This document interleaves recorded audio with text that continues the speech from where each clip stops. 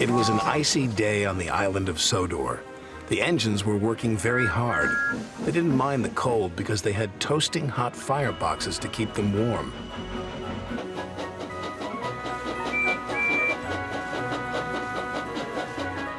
That evening, Sir Topham Hatt came to the sheds.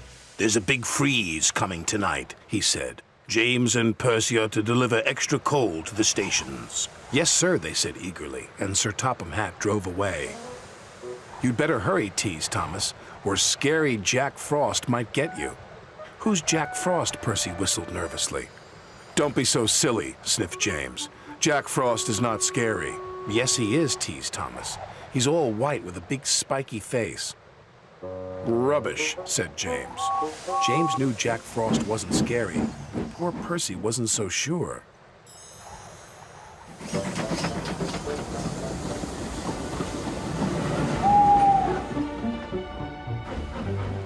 Percy shivered.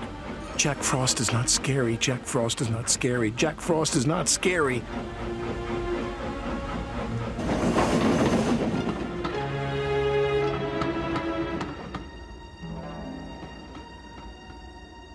Meanwhile, James puffed along his route. "Silly Percy," he thought, "all steamed up over Jack Frost." Percy made his last delivery. The station master was very pleased to see him. "Oh, Percy," he cried, "we need twice as much coal to last through this freeze." "Don't worry," Percy said. "This is my last stop. You can have mine." So Percy's driver parked him in a siding with only a lantern for company. "Do you think scary Jack Frost will find me?" said Percy. "Jack Frost's not scary," chuckled his driver. "And don't worry, Elizabeth will bring you some more coal in the morning." And then his driver and fireman went home to bed. Late at night, the icy wind howled. It started to snow.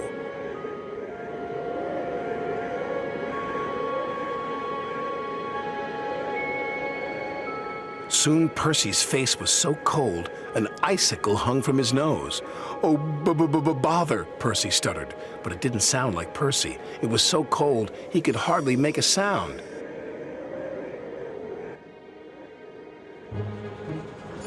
At last, James was on his way back to the sheds. In the fog, he saw shadows and strange and scary shapes. "Scary Jack Frost," he whispered nervously. "Pah!"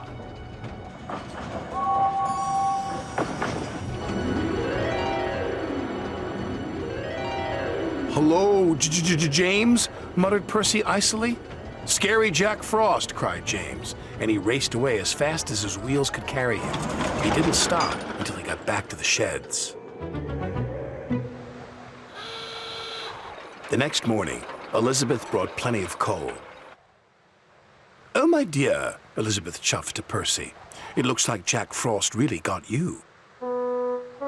The firelighter started Percy's fire. Soon his ice mask melted away.